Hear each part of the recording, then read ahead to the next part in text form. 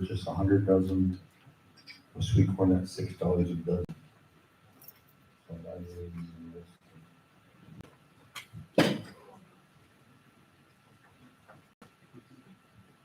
Would we just have EMP and that out if we were to approve? yeah, that's a good question.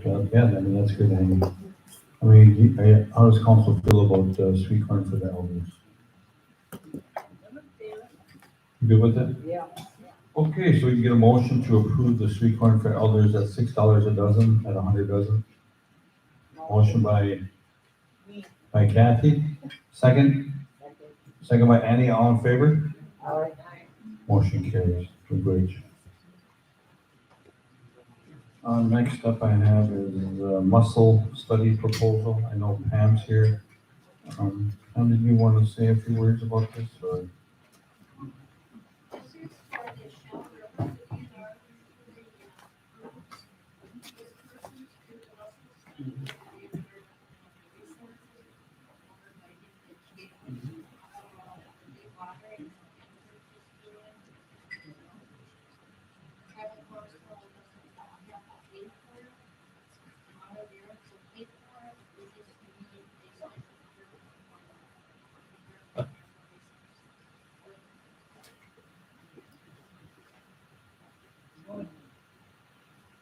You okay with that, council?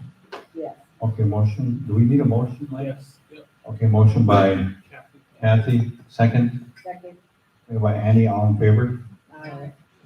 Motion carries. Miigwech. Okay, next up is Light Spring Solar and Native Brothers Services. Yes, they would just like to come meet with us, Mr. Chair, on the 18th. Okay, If that's okay with the council, if we can put it on calendar. okay, Miigwech. Thank you, Annie. And then next I have the Anishinaabe Legal Services requesting for a new appointment of White Earth Elders Tribal Council, or Elders Council. I know Tito asked about it earlier, and I think that information was passed on to Tito. Yep.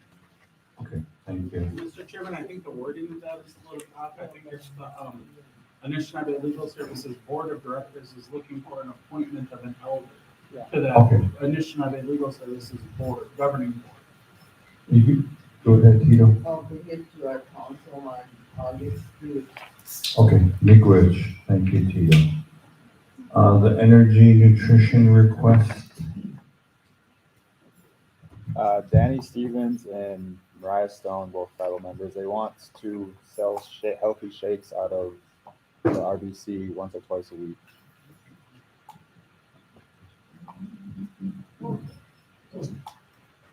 They want to sell shakes out of the cafeteria? Yeah. Do we have any rental space, or I'm just throwing it out there. I'm not sure what the process is to get space in the RBC for this. Do you know anything, Trace, or Lori, Kurt? I think we can just draft up an agreement between Energy, Nutrition, and White Earth that would, just make it easy for them to come in at a set amount of time. I think, the Tasty Delight, or I'm sorry, the Doug Lee's business. Simply Sweets. Simply Sweets, I'm sorry. No, that's all right. But Simply That's what you think of when you eat it, right? Yes, yeah. But Simply Sweets comes into the casino every once in a while. They drafted up an agreement to allow that to happen. So I think we can just mirror that. But it'd be good to have RBC approved it for that. Because the RBC approved Simply Sweets coming in. Okay, good. We'll go that road. All right, then also the next one, we're gonna table the Elbow Lake Fire Department will put in capital. Next up, I have the consent agenda. Now, there's some, one thing I know that one of the tribal council members would like to relook at is the PUC ordinance or our regulations. I think I kind of peeked down there, it looks really good. I know that. Mr. Chairman, that came through sort of last minute, and what's on the consent agenda now is to put a draft out for public comment for 30 days. So it's not asking the RBC to adopt the White Earth Utilities Code. It's to put something out for public comment for 30 days and receive that comment and then come back in August with a request to approve. Yeah, and I'm fine with that, to just put it out there for public comment, but also, I wanna make sure that the economic development department has the opportunity to look at it. And I'm aware that they have not had a chance to get a look at it. So I know it's produced by, one of our attorneys. One of the law firms, yeah. Yeah, one of the law clerks, and so I just wanna make sure that folks that have been working on this, get an opportunity to look at it, that's all. And this is one thing too, and I stress this to membership, is please look at that. I mean, that's something that's gonna be really, have a huge impact for our tribe right there. I think that's something that in our future of all of our energy is gonna be circling right around that document. I think it's gonna empower our people and our nation pretty good. So I know that they did some good work on that document, and I know it's gonna be something that, we'll have more input on what goes and comes through Whiter Commission. So I'm pretty satisfied. So finally, we're getting back to this, because I've worked on this 2 or 3 years ago, so it's coming back on, it's good. So we good. Lenny, do we need to take action on that? Well, it's on the consent agenda to put it out for public comment, Okay. so, and if the RBC is okay with that, we can leave it on the consent agenda. And then it just puts it out there for public comment. Economic development can meet with legal in that public comment period, and we can make any amendments or revisions that need to be made based on that meeting, and then any follow-up from the public comment that's received. Very good. Motion to approve the consent agenda. Motion by Kathy, second.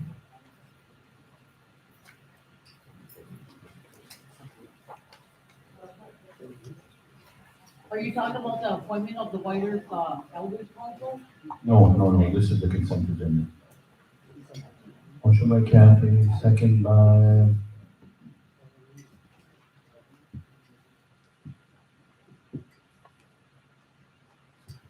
Secretary. second by Raymond, all in favor? Aye. Motion carries. Very good. Mr. Chairman, Yes, we did not do the Pine Point one. Oh, well, the Pine Point one is gonna, I think their amount was 31,000, I think they get 35,000 from us. I know Maria, Just so we were clear, because, she's gonna do a check for them today. okay, good. Okay, so that's taken care of too, so. But also got one last thing, I know we have it Dan, he would like to address the council with some concerns with. So come on up, Dan.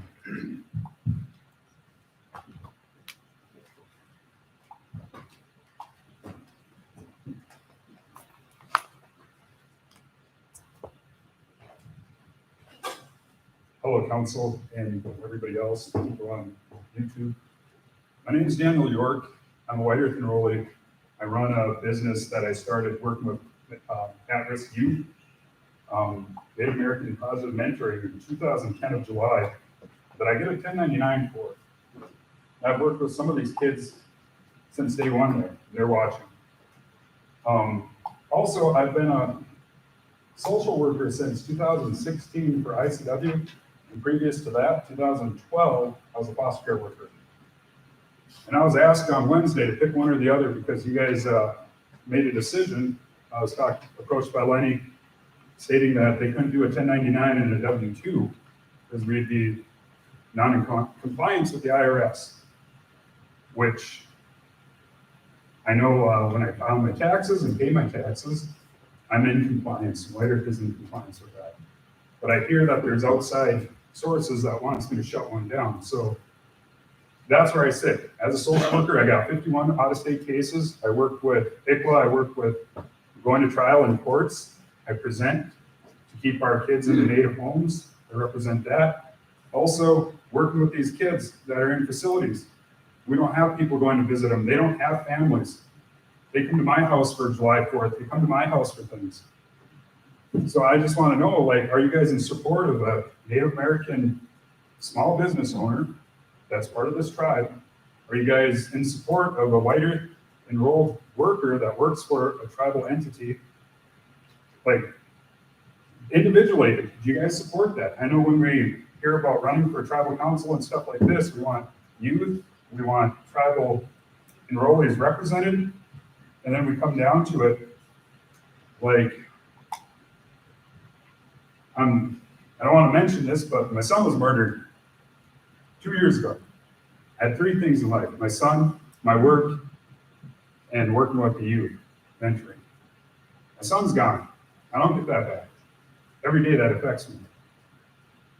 And I look forward to working with the youth. Also, I look forward to representing the White Earth tribe in court. But now it's kind of like I'm getting word that I'm not being supported. I was supported by everybody under Irma.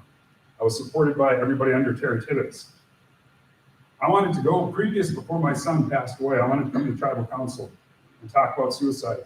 How we need to keep it year round and not just once a year, or if we have a youth that die or another enrolled member die, but keep it going around.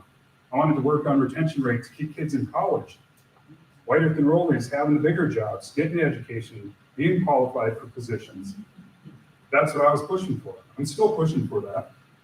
But to be asked to pick one or the other, that's a hard decision. Like, I didn't have to make a decision if my son was alive or dead. But now they're asking me to make the decision of, do I move forward with the kids I've been working with for 11 years, or do I keep doing something that I've been doing for 9 and representing the tribe? So where's the tribal council support on that? Where I'm told it's an IRS thing. I have a few people watching, and they want to know too, where are we getting that? Because you can get a 1099 and a W-2. The scopes of work are totally different. But then eventually, what am I going to get caught about? I got from day one of July 2010, all the invoices, everything I did with kids, I got all that. They can look at my social work background. They can look at everything they want and nitpick anything. When my son was murdered, I was 1 week behind in notes. And that might not seem like a big deal to some people, but if you start working, you get behind, and all of a sudden it's 3-4 months. And you get somebody come to you and say, you need to get this caught up. So the value of an enrolled employee, doesn't seem like it's being taken in effect, or if somebody's got a personal vendetta against me. Like I said, I got my son taken, that's fine. I can't do anything about it. Now they're saying either take my business or take my employment. And I just want to hear from each council member if they're in support of that. Like, where do they sit? Like District 1, are you in support of Native American working for a tribal entity as well as owning a small business?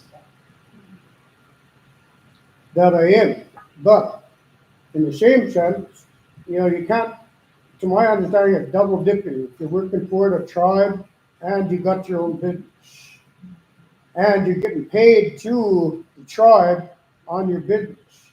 Now, to me, that's double dipping. I mean, I'm all for what you're up to, but it just don't look right to other businesses. This other guy is saying, well, this guy can work for the tribe. Why can't I? I got my own business. So you see, you're not the only one in that boat. There are other ones that we're looking at also. So the way I see it, we're catching it because we're allowing somebody to double dip. And so now we start looking into that, and we find that you're not the only one. I mean, how would it look if me sitting on this council, and I got my own business, and I'm getting paid here and I'm getting paid over there. Sooner or later, the people are going to start hauling around sooner or later. Even though it happens, I've seen it happen. But who do we go with? Do we go with you? Do we go with what the people want? And the way I look at things, I usually agree with the way the people want. And that's what I was elected for, to go with the people. So that's my answer to you. I'm not saying that you can't do the job or you're not able to do it. Matter of fact, tell you the truth, I'm glad that you do that. But there comes a time now, do we pay you for both jobs? Or do we pay you for one? Or do we ask you to leave one to go for the other? Because you're getting paid out of both. You're getting paid to work for White Earth, the ICW, and you're getting paid on your contract to White Earth. And that's where the question came up. We started looking at it. Well, does that, and in the books, that don't look right. So that's my answer to you. I mean, if we can fight our way through this and make it so that we can do it, more power to you and to us. That's what I got to say. But I got constituents hauling that saying, this ain't right. They shouldn't be that double dipping. They're doing this, they're doing that. So we do catch it. Hold on. Just to let you know, that's my, because you asked me to give you a, Yep, totally understandable. District 2, I agree with, you. I believe that I started doing.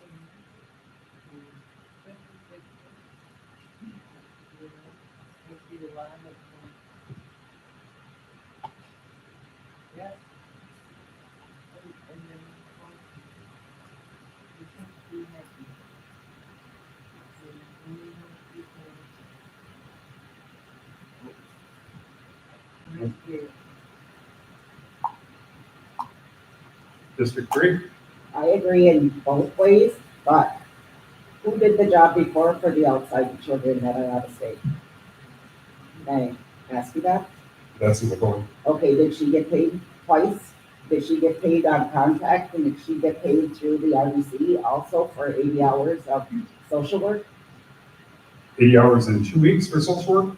Yes, Correct. so she got contract pay too. No, she got 80 hours for 2 weeks, 40 hours each hour, or 40 hours each week.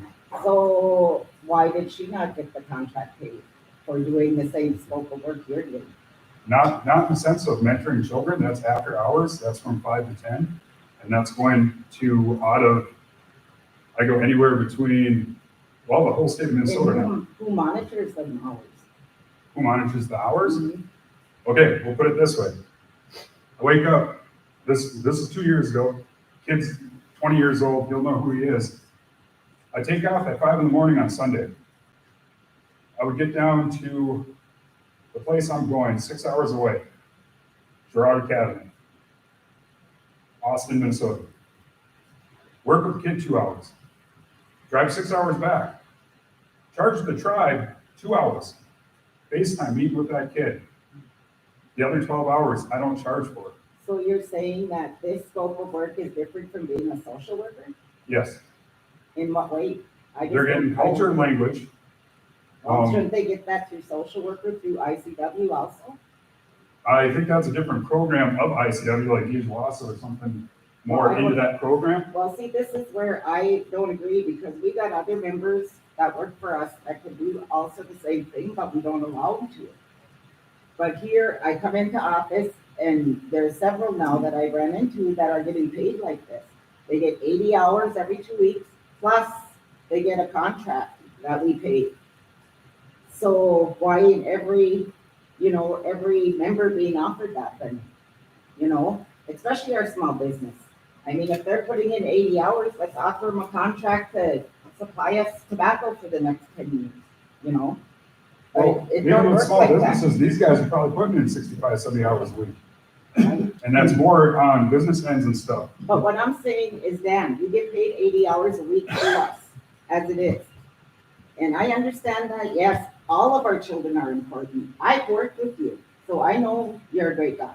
I worked with you with the kids and stuff, But it's just not fair because, we're paying you a whole lot of money just for the 80 hours.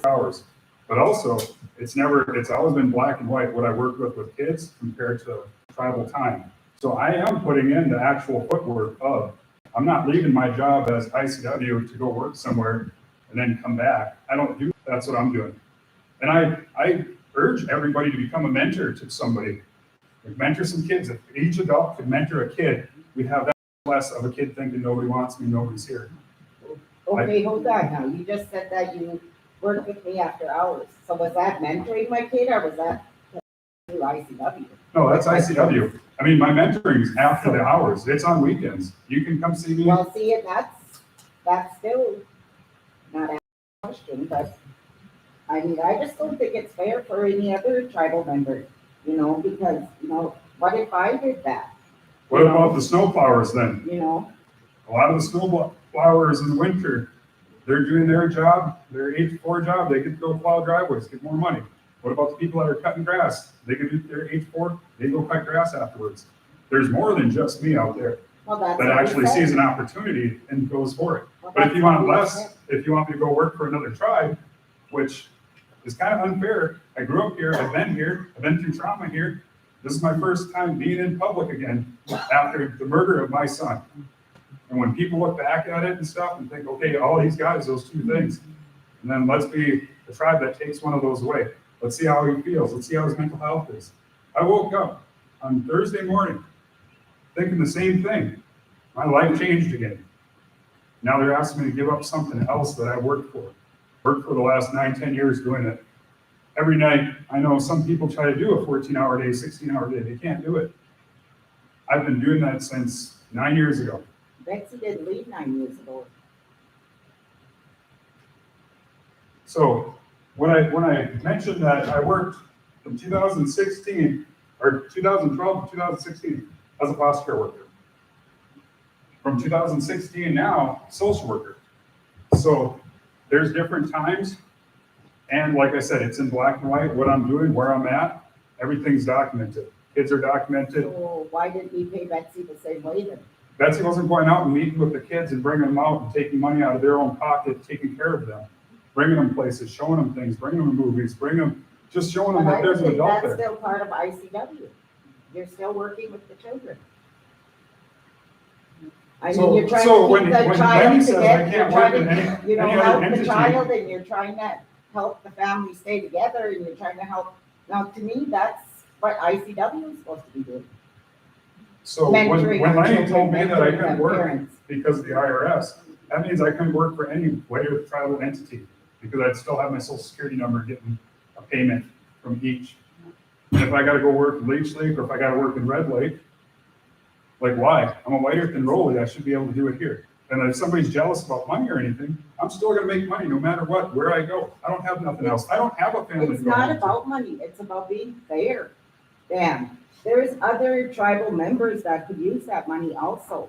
I mean, and we don't even give them a job. You know, So it's I like- heard there's a lot of jobs that need to be open and need to be there. well, that's my stand on it. You asked me. Well, I just don't want anybody else to get in trouble or get a target on their back. There's an issue going on. So the IRS code that Annie's talking about does say that if you are employed at a place of business and you're doing two jobs, one contract and one as an employment, and they have the same job duties, that's wrong.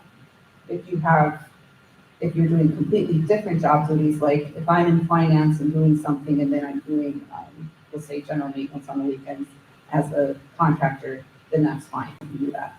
So I guess I would suggest maybe getting a legal opinion, looking at Dan's contract work versus his employment, his job description, and just seeing, hey, are these different scopes of work, are they the same? I mean, I think that would be fair. So we could judge whether, is this the same scope of work? And And that's one way to look at it if everybody thinks that's fair. I mean, I'm in because I mean, favor of that otherwise, also. if he is, if we're saying this is employment and he's working these long hours, are we required to pay him overtime? So that's something that we can look at too as a tribe. I mean, just suggestions. Well, I'm in favor of that also, because that's where the question came up is, can he be paid through the tribe and get a contract on a 1099 with the IRS? And it was said that no, wouldn't be able to do that, but if we can check his scope of work out on the contract out, then I'm all for it. I mean, Yeah, me too. Let's look at that thoroughly, and if you're right, we will continue. So I I have do no problem appreciate with that being Yeah. open and being able to talk to me, but when I get approached saying, you gotta do one or the other.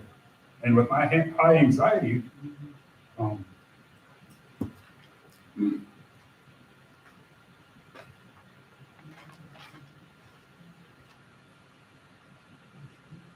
the last time I was around a thing like this, they told me my son was dead. So I do get emotional sometimes, and I apologize. So if things pop up in my mind, I think of those things, but also I think about the kids I work with and how many times they need somebody to stand up for them.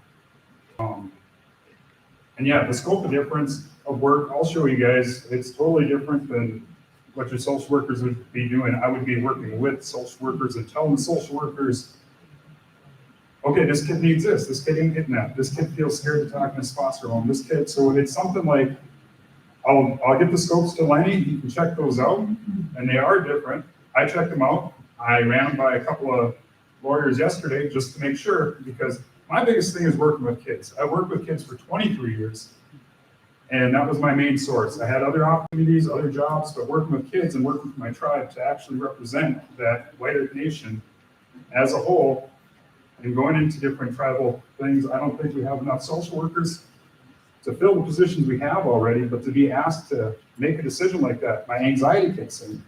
Things remind me of things. So when I woke up that next morning, I said, like, it's day one again. And that's what I'm like, I know if people have issues or asking what I'm doing or where I'm going, I asked another couple of business owners if they're running into it. They said, no, they haven't. But if we could, like I said, appreciate looking into the scope, but that's what I'm wondering is, do we support native-owned businesses by our own tribe?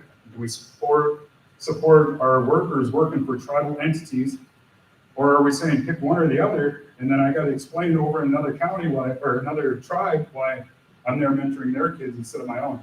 I turned down counties because I wanted to work with Native American male youth from my personal reservation. Like, this is home. This was home to me. Now it feels like I'm getting asked to either leave as a social worker or leave as a mentor. And that was my biggest thing. Like, I know these guys with their business things. I didn't want to go too long, but also it's just like, this is a business. This is there for the kids. This is showing that there's more people out there. Because you gotta imagine. I can imagine personally not having my son anymore. But you gotta imagine these guys not having anybody when they're going through the system. And I got one kid that was supposed to be institutionalized for the rest of his life. He's leading a good life. Graduated high school. He's out doing what he needs to do as a person. He's working full time. He's looking at making the next step, the step beyond the care of ICW, which he ages out of. Who does he think is family? Myself. Who's going to be his family? Myself. They were there before Frederick was born. They were there while Frederick was alive, and they're still there after he passed. So when people start pointing fingers and saying, well, this is unfair, that's unfair, it is a lot of hours. There is a lot of hours I put into it. There's a lot of hours I lost with my son. That I'll never get back. But also, I just want to see who supports it, who doesn't, because yeah, it's two different scopes. I don't have a problem showing that. But if I was approached and asked, what do you do with kids compared to what's your day-to-day job? You'll see there's a big difference. And there's a difference of being a professional, going to court and building blocks with clients and stuff because you want them to do the best. But with kids, there's no blocks. You accept them of what they're doing and you encourage them to keep going and keep doing positive things, and staying out of trouble and having those hiccups where they know I got to get mental health help, I got to be brought in somewhere. Those are the things that people have to realize, that sometimes I get calls, crisis center won't take anybody. I go up to that kid. As long as I'm with the kid, I know he's okay. We go to the hospital, we get checked out. That's beyond scopes of regular day-to-day work. But I guess I'll go on with that. Do you support small businesses that are native owned, as well as native owned or native working for tribal entities? Secretary Treasurer? I think everyone supports that, Mr. York. So I think the assessment that has been provided to you and that you've agreed to already by requesting that I take a look at the scope of work with the legal department to be able to help distill the perceived conflict that exists. And so what I'm recommending is that a formalized assessment of what he's talking about. I now would actually go further, looking at the legal department of equal positions and to develop a policy for supplemental contracting. I know that we do have a very antiquated policy related to contracting. I think if we had something on that is much more clear and concise, because there's other folks in your situation We want to make sure that we're supporting our workers, we're supporting our contractors and our small businesses. But also making sure, no one has accused anyone of this, but we just want to ensure that as we go through this process, that we are upholding contract rules, regulations, and business ethics, right? And I'm not saying any of that is contrary. I haven't said that. And I think that between that, that'll address the IRS and pursue the tribal policy objectives you're talking about. If there needs to be a change to those policies, that's something you can take a look at.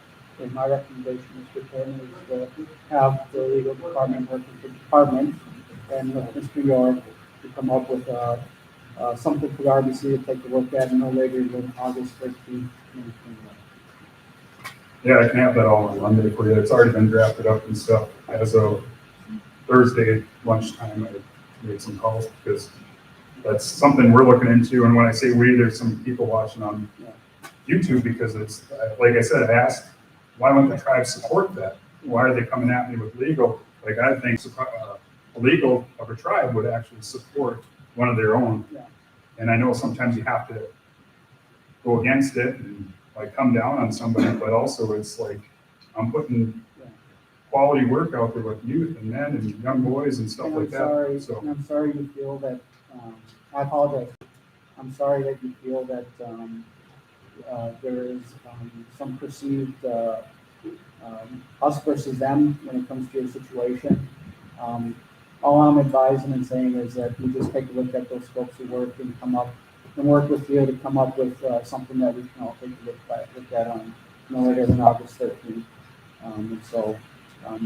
And I know there's a lot of kids we want to take care of, and we want to make sure that we provide them the utmost and best service possible. A lot of families out there that need this sort of help, and so, but I do thank you and all of our workers that are doing this work, because it's very, very difficult work. I understand that. When I first came into office, I had a great misunderstanding of ICW. I did. I'll admit that. And there's a lot of things that we can improve. And I've seen some improvements, and I see some more improvements that we need to make. And perhaps this is one of those areas that we need to improve on, so that we're continuing to provide excellent service to our members. Thank you. Mr. Chairman, may I ask something? Yes. Okay, my apologies. Thank you so much for the work you do. I just want to let you know my last position that I worked for in the city was for the foster care system for our people. I won't go into depth with it, but I will hope that you can all think about these kids all day long. Faxes come in, these kids, you read, you find out what's happening. Where are our kids?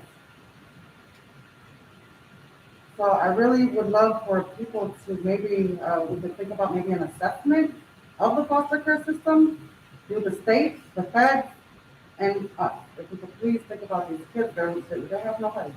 And they go through horrific things every day. Maybe a home. Maybe we can have a home here, a couple of homes to where people like you could be there for them for life. So, we good. See, my question is I know with our businesses and in employment, one of the things you agree to is that job is your priority.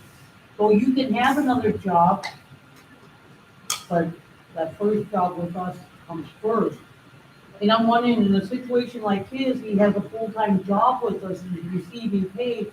So if there's some funds or some kind of money that was to be taken from our tribal funds, what kind of contract would that be? Would it be would the hours be, the salary be based on hours worked? Because if you got a full 40 hours a week, and although he says he can do 16, 18 hours a day, how much are we looking at contracting for a full-time position when he's already got a full-time position? It would be impossible for him to fulfill another one. So if some kind of contract or anything was written up, how would it be? As a part-time position, as a 16-hour-a-week position on certain days? I don't know how it works with ICW, but I would think that, hey, if I'm working for ICW, it is not Monday through Friday, 8 from 5. I'm gonna get a phone call at on a Saturday at midnight. So how can I commit to doing a second job at that time if I need to answer a call at midnight? So there needs to be some kind of, if anything's done for a second job, there has to be some kind of requirement or the pay has to represent what is actually worth. Not just say, let's give you 100,000 salary this year, but like I said, go by what is actually worth. But you know what, ideally, what would be really nice, if the tribe created a position to do what he's doing, but combined it in one position. That would, I would think, would even be better. Create a position for somebody to do that, or a couple of people to do it. Get that ICW together and that mentor thing together. But the only thing with that I've always had issues with, and throughout the different councils, was that when somebody turns into a boss in charge of that, then you gotta put in a PO to take the kid out, then you gotta do something else, go through all this paperwork. This kid just wants to drive around the top. Then you got a PO for $50 to go to a movie. I pay that out of my own pocket. I've done that many times myself. And I mean, I do this every day. I spend $100 every day, Monday through Friday, on kids.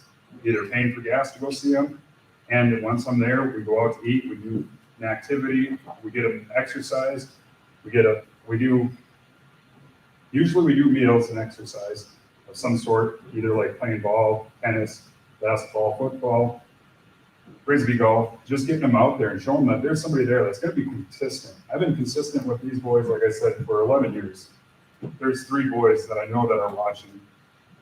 They said they'd be upset if they were at these other ages of the ones that are only 14, and if all of a sudden this guy that's been there for the last 3 years suddenly pulls out and says, all right, the C boys.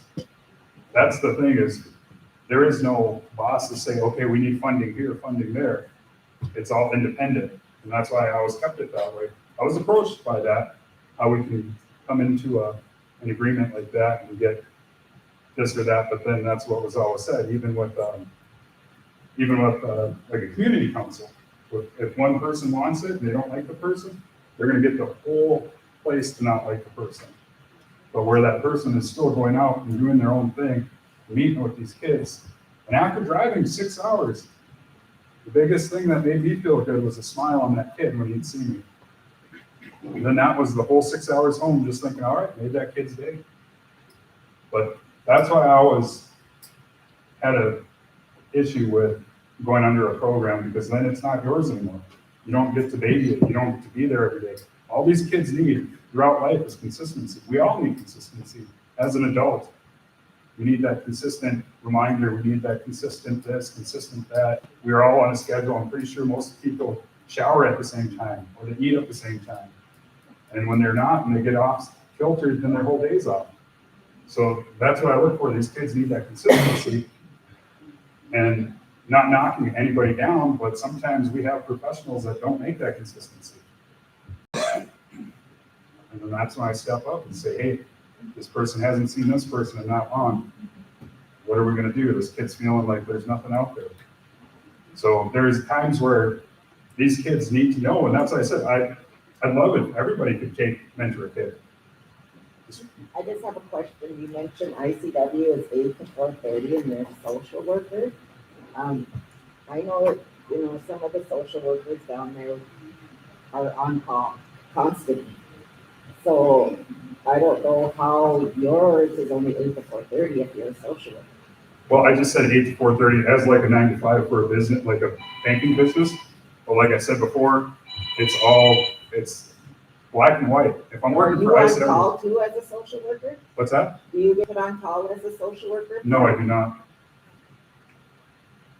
I know this about social work, I did mine really good. Social workers take on a lot, including diagnostic assessments. So when you have a family and that child is all alone and doesn't have that dad over there, and the recommendation from a professional says, we need a male mentor. He needs to be mentored by a male. That's what he does. Well, I'm not saying he doesn't do that. He I'm just does asking free questions to alcohol free, clarify. he's been doing it for 9 years. Clarify for In a myself. position where you say, well, you can't do that, that's his business. try to take this a little bit more of time. And I appreciate all you guys listening to what's going on. You know, I am a product of this system. I was in foster homes, orphanages. I grew up in prison. I was born in a prison. Today we're talking about this, and I really put it to you guys as a tribal council, because what this lady brought up over here was policies and procedures. What this lady brought up over here was policies and procedures. In all the years that I've been trying to help people, policies and procedures have never helped our kids. And they've actually gotten in the way. They've actually gotten in the way of helping our kids. When you talk about a 9 to 5 or on call, that doesn't work. And has it worked? Really, look back. Has it worked? No, it hasn't. Has our kids gotten better in the last 10 years? Has the system gotten, or is there more and more people going into this system itself? I often say to people, and I want you to think about this, because in the system that I grew up in, it hasn't changed today. The people have changed, but the system itself has not changed. Think about that. I'm 60 years old, and I'm still dealing with children that are caught up in that system and trying to make a change. They come to me for cultural things, and when I go to do cultural things, the system itself doesn't have that for us. It doesn't allow it. And so we have to really think, because right now, what you're saying is another system role. We're gonna look at this, we're gonna see that. In the meantime, our kids hurt.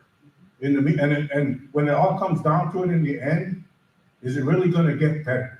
I challenge that with every one of you. Is it gonna get better? Because in the last 60 years that I've been on this planet, it has not. And so think about that. Because we can do all these policies, all these procedures and everything, and revamp them and look at them. But what's really working? I can tell you honestly, when I or anybody else work with an individual personally, no. Me and Lori did re-entry here in Whiter a few years back. And when we got calls at 3:00 in the morning because somebody was having a problem, there wasn't a social worker to take that call. There was us to take that call. And when they needed to go to a sweat lodge and it was 10 degrees below zero, there wasn't a social worker or a therapist or a psychologist that was there for those individuals. There was me and Lori. And we went out there and we got them into the lodge. Now, policies and procedures, like Dan was talking about, get in the way of that. And now we're gonna go down this road again, but think about it, because we have to get out of the box. We really do. If we're gonna make a difference with our kids, we got to get out of this box that they got us locked in. And the only way to get out of that box is to start really looking outside of it. And so think about that in the future when you guys are thinking about, is it double dipping? Is it all these things that are fancy things that the system always has to keep our people down? Or is something working here, and how do we enhance that?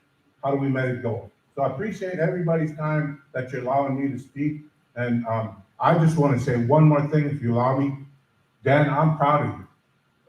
All the things that you're doing and have done and gone through, I'm proud of you. I'd just like to answer you on the policies and procedures. The minute we step outside of that box, and we go against their policy and procedures, guess what? Yeah, I know. Our people are on us like, boom, right now. You can't do it. You can't, So we have to follow them policies because we set them. And if we don't follow them, our own people jump all over us. I mean, if you sat in my position for at least 3 days and seen what we go through, and I know what Dan's going through, and I applaud him, and I did clap there, but when it comes to different things, especially our ICWA program, we get hammered on our ICWA program. I myself have been hammered by at least 10 people because they took their kids away, did this, did that. They don't do us any good. This is what they tell us. They don't do us any good. They hurt our people more than they do help us. So the minute we step out of that box and try to do different from policies, boy, we get hammered, And so we almost have to go with the policy, so we got to follow. And I hate to bring this up because I don't want to be like a spiritual person that's, but Anishinaabe, Menubemati Siwim, is not in the box. Get they go Anishinaabe, the old ways is not in the box. We've been forced to be that. We've been forced to be there so that we can argue with our own people about how to keep us in the box. It's venturing outside that box that every time we face something as Anishinaabe people, we've jumped out of the box that they put us into. And we got healing. And we became Anishinaabe people again. We got proud of who we were. We began to do our ceremonies again. We didn't allow that box to keep us in that, and we did more things. So and again, I'm just trying to put that to you because that's how everywhere we go, we talk about cultural identity and who we are as a people, culture. It always comes up. But how do we get there? And that's the problem that we're having with the rules, the box, and that system that we have with. Just so you know, ICW has threatened to take me to court twice for nosing in where they said my nose don't belong. But yet they work under our buildings, they get paid through us, and I still haven't seen the policies and procedures for ICW, and I've been in this office for going over 3 years, and I've asked and asked. And they were gonna take me to court. Because I'm not even a tribal council member, and ICW is taking me to court many times. So it's that's how the system is, and how do we get out of that? You're a tribal council member dealing with it. I'm an individual person in society dealing with it. How do we get out of that box? Think about that. If we could, I would gladly jump on that one. Very good, guys. Thank you. Pam, you want to say a few words? Yes, I remember, I think it was in 2019, the tribal council made a motion to approve National Indian Child Welfare to come and do an audit on the IFLS program and Whiter. And it was not to find out what was wrong with the program, it was to offer ICW different options on how it can work better with our kids and our families. Did that ever happen? Yeah, it was published later that fall Okay, in the tribal council. It's probably in one of my reports.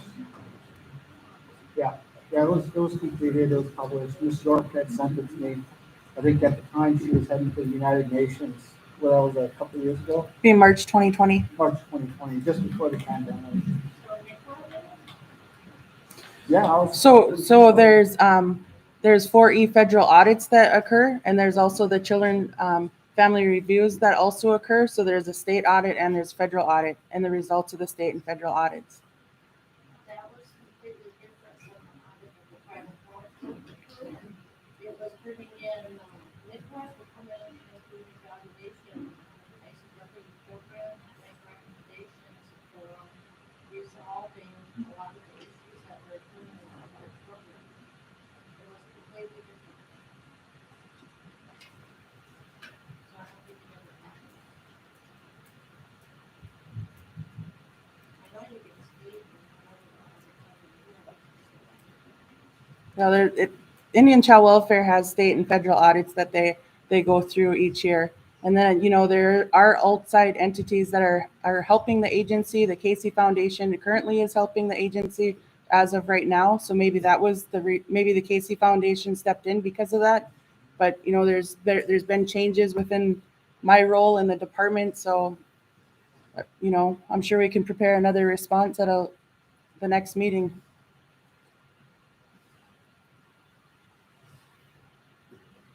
I have a question, just for clarity. Is Dan still working these 2 jobs until you guys figure it out, or what's the deal? Council?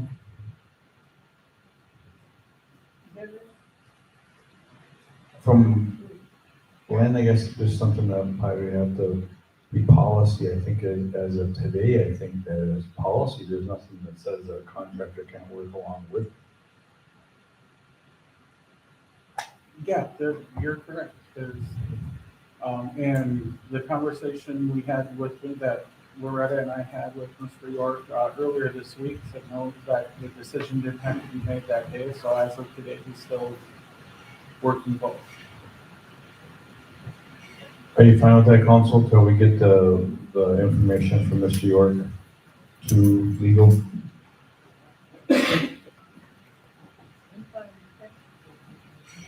Okay, yeah. I guess the answer is yes and yes, so.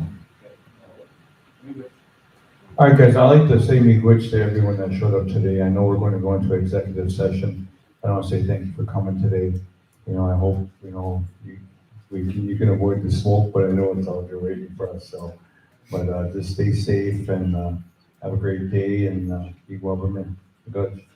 So, Bear, in the cannabis